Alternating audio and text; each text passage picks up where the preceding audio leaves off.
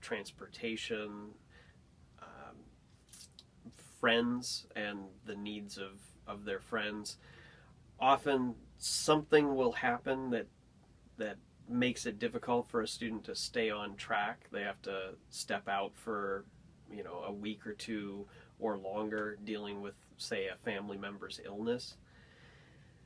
So one of the challenges for the college is trying to find a way to adapt the traditional school structure to the kind of flexibility that students are often wrestling with.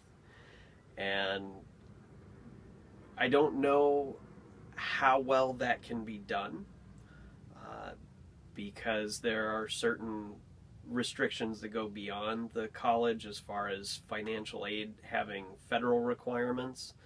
And so if the college makes some adjustments, it may be that financial aid won't pay for it, which creates a new barrier for students.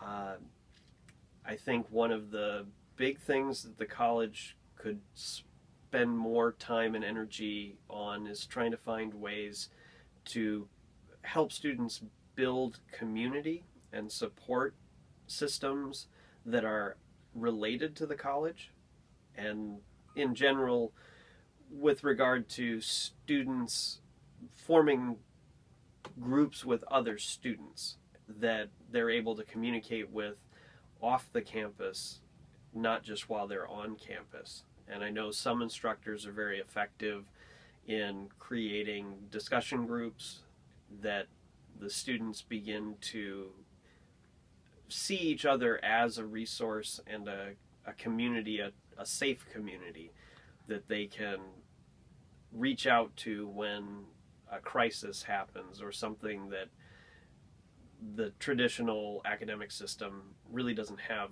a support for.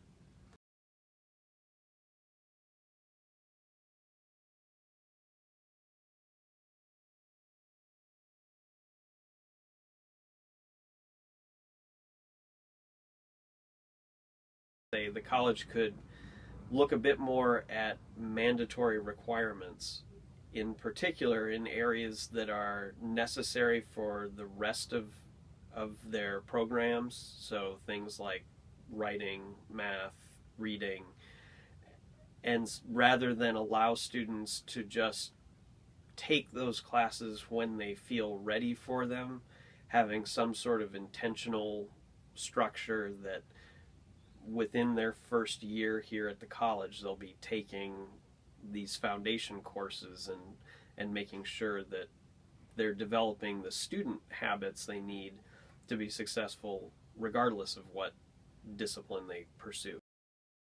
I think it's important to be realistic about what your situation allows as far as time commitments and stability.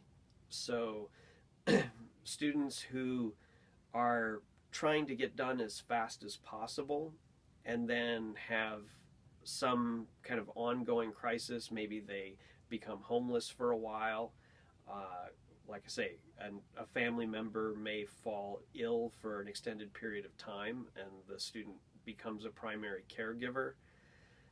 For students who only see the path as I need to operate like a traditional student and take 15 credits a quarter every quarter and get done in 2 years, not seeing other options often will lead to discouragement and a feeling of, oh, I can't do it and maybe I should just give up, especially if the student doesn't have a support system that's very pro-education and looking for ways to help them out.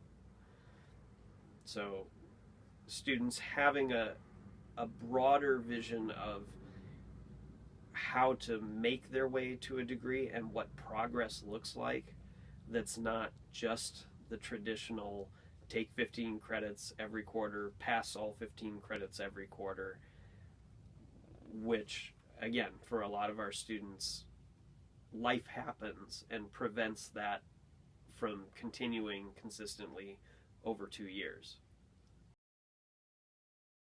Get an advisor because I think it's important that you build a relationship with a faculty member, and that person can help you figure out what classes you need to take, what classes are left that you need to take, what you need to graduate. They can give you advice on what direction you want to go to. Especially if you want to go on for school afterwards, it's important to have an advisor so that you have some advice from a faculty member. I think they need to have a plan. And what I mean by that is that they have to have a plan, like when are they going to take certain classes. Like, again, I think that goes with having an advisor too, because you have to plan out what's going to happen in the next 2 years. If you plan to graduate in 2 years, you have to have somebody helping you figure out what's left and what order you need to take it to. So, and it's important to have somebody who's accountable for you to make sure that you're on the right track.